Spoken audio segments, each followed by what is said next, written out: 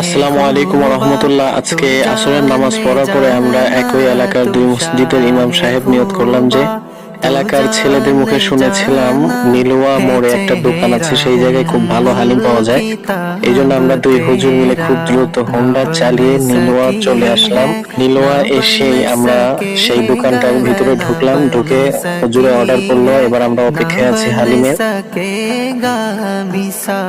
ছেলেটা হাসি মুখে হালিম সার্ভ করে আমাদের মনটা আরো খুশি করে দিল। আমরা এই যে দেখতে পাচ্ছেন, এই হালিমের সাথে এক টুকরো করে লেবু এবং বিশাল আকারের একটা চামচ দিয়েছে।